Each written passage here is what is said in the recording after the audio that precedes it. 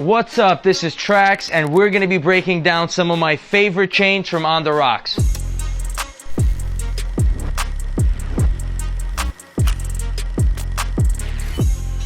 Lil Yachty. So when it comes to making those 3D pieces, that 3D Bart that has more pop than even the original Gucci Mane piece, right? When Gucci Mane did his piece, it was early in the game. He was a groundbreaker on it. Gucci Mane, he did a Bart Simpson piece a long time ago, and I recreated it, you know what I'm saying? Pay homage to Gucci.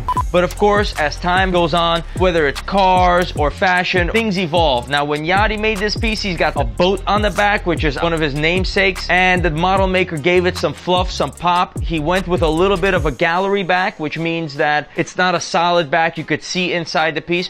Not a bad thing when you want to clean it, when you want to get that shine to pop even more. Lil Pump. Lil Pump did not slack on any of his jewelry. Monster fully iced pieces. He loves white gold. He's got the rose gold, white gold look, of course.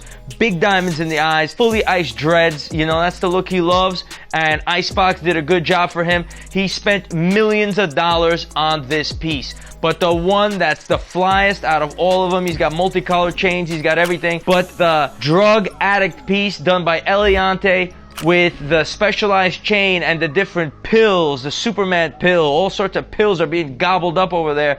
He's not slacking. He wants to spend his millions on his jewelry. He's showing the world what he's all about, how he rolls, and he is killing it with this one. Got 2 safety locks, so it'll never pop on him. So you click the first lock in, see it doesn't move, and then that's the safety lock. 2 safety locks on that chain, of course, is a must. When you're spending almost $500,000 on a chain, the last thing you want to do when you're partying and everything you're doing is look down and say, oops, I lost my chain. El Yachty definitely did that super safety lock. That's very popular in the modern jewelry business. That's one of the evolutions. No more little lobsters. You gotta have that super safety lock. That means if the chain is gone, you're gone with it.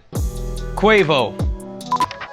What have I got? This piece right here came from, inspired by the Crash Bandicoot game, the Aku Boudica mask. Quavo got another fruity colored piece, the Crash Bandicoot with the custom chain. All right, a lot of pop, a lot of different color diamonds. Green diamonds are the rarest color of diamonds that you could put in one of these pieces. They're extremely rare. Now these are irradiated green, but even when diamonds are irradiated for that color, only 1 out of 100 turns green. So you gotta do hundreds and hundreds of carats until you get a couple of carats of green diamonds. That's why you don't see it in a lot of pieces, but he's got it, and he did not slack on that one.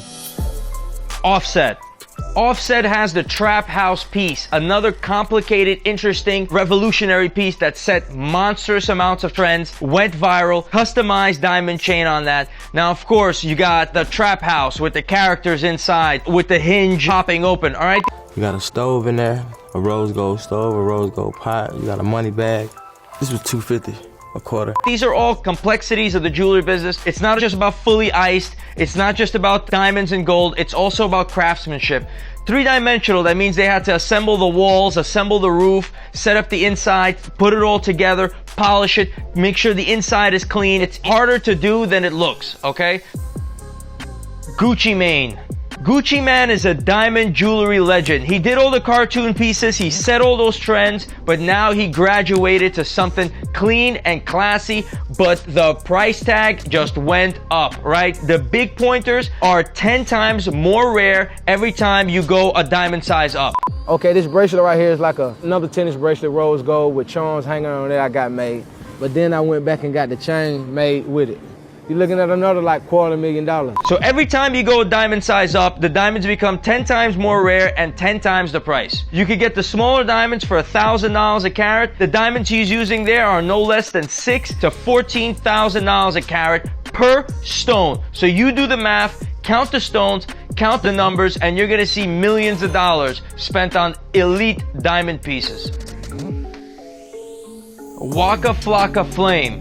The foghorn leghorn piece is got it extra size, heavy duty. The red diamonds really pop. That's what really catches my eye on those pieces. Those red diamonds are not cheap. He got them all matching. His jeweler didn't cut any corners on that. Red diamonds are very, very rare. They're hard to get that color out of them. I want him to stand out. You know what I'm saying? It was big as hell. So if it's sitting on everything, it's just like, I'm here. Now, when it comes to his revolver piece, it's got that spinning barrel function. You know the jeweler had to make that happen for him because you want your gun to have that functionality of it, so it doesn't look like just a prop or some cast model of a piece, right? So he had that done. That all adds complexity, that all adds depth and labor to the piece that you're making. That's what he's representing over there. That's an elite piece of jewelry as well. Not a kid's toy that is just a clump of gold. Anuel has a Da Vinci masterpiece going on over here, right? You have Jesus versus the devil, a beautiful scene with chocolate diamonds, white diamonds, red diamonds, orange diamonds. But the most beautiful thing about this piece is the hand-painted enamel. That's not what you see on a lot of other pieces. They're missing that specific touch. So when you're doing hand-painted enamel, an artist has to, by hand, do the hair, do the colors, do that background scene that you're seeing there, and then harden it in an oven to cook the paint so it turns into almost like a rock coating. It's not the most valuable thing when it comes to materials, but when it comes to quality, to craftsmanship, that's the touch you want on your elite piece to set you aside from everybody else, and that's what happened here. Tyga did something elite with this diamond chain. He used one of the greatest brands on the planet, Goyard, the luxury fashion brand. He took their logo and he customized it to make an elite diamond chain link, okay? Not easy to do. He had to be clever to direct his jeweler to be able to use that link to make it functional. That takes craftsmanship to pull off. He came up with a beautiful idea. Who would have known that that type of logo from a luxury fashion brand could be beaded through to make beautiful diamond chain? He's a trendsetter with that. That was an elite jewelry idea. And then he's got the monster Pharaoh head, fully iced classic. He likes his jewelry done correctly. A touch on the side, something on the back, a unique bail. That's what the jewelry business is. That's the trend. Big pointer chains. The time when I came up with it, I was like really into learning about Africa and learning about Egyptian culture and all that stuff like that. So I was just kind of fascinated by it. You gotta have a little class when you're manufacturing your jewelry. He took it a step above a lot of other rappers. Post Malone. So Post Malone has a crazy, unique jewelry set. He's got the black diamond God's Team Dallas Cowboys star with the baguettes around it, all right? It's God's Team, as he says, it's America's best football team. He's obviously a fan. He got the pendant made. Then he's got the Dimitri head, also with black diamonds, so he's got that matching look and black enamel in the eyes. It's a beautiful combo, but it doesn't stop there. He was gifted from his studio where he records at with their logo Electric Feel, 2 pendants for him to mix and match his everyday pieces. It's good business. He's got a good business relationship. They make money. He makes money. Of course, they should gift him some jewelry, okay? Now, the most unique piece that he has, which isn't super unique because he copied it off of Jesse from the Neighborhood, as he says, but this is the Chanel candy necklace. Now, it's not made out of candy, and he didn't get it for Halloween, but it has that Halloween nostalgia. When you got it as a kid, you got that candy necklace, you wore it, whatever your first necklace that it was. He decided to get that Chanel piece. It's not gold and diamonds, it's not the most precious materials, but it's not all about that when you're an artist. It's about the look, it's about the feeling that you want to convey with your jewelry. He does that his way, like he does everything else. DJ Khaled. DJ Khaled has been giving the world major keys for a long time. He's got some in return from none other than Drake. He's got his name, his son's name, yellow gold, yellow diamonds, white gold, white diamonds for Assad. Each key leads to the next key.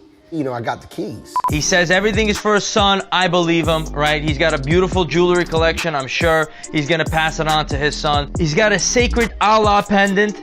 Means most high in Arabic. It's just the Arabic word for God. It was originally an ancient word meaning most high. Obviously, he's a spiritual man. He wants to live for his family. He wants to do the right thing. He wants to share his blessings. He wants to share the major keys of life. And he's doing that in a spiritual sense. Of course, he's got his big boy baguette pieces from Pristine, the bracelet, the chain to match the Patek Philippe. That's the trend. Big boy pieces, big boy baguette diamonds. Got the high quality VS. He's not playing around. He wanted to fully ice that, make it happen. He did it. NLE Choppa. As a jeweler, I love the bicycle chain link. It's got the big diamonds in the link, fully iced all around, fully functional. I wouldn't want to throw it on my BMX bike and start taking it for a spin, but he says it's fully functional. I'll take him at his word. You might want to just enjoy wearing it around your neck as that choker and a bracelet piece matches a watch. That's something I wish I had in my shop. He might even be able to sell that to me. When rappers make it to the elite of the hip hop game, their jewelry collection spells out who they are. It could be a story where they're from. It could be a story of their namesake. It could be a story of who they're doing business with, who their friends are. It could be millions of dollars. It could be big pointers. It could be candy. The choice is theirs. These elite rappers made it to the top of the game, and now the jeweler works for them.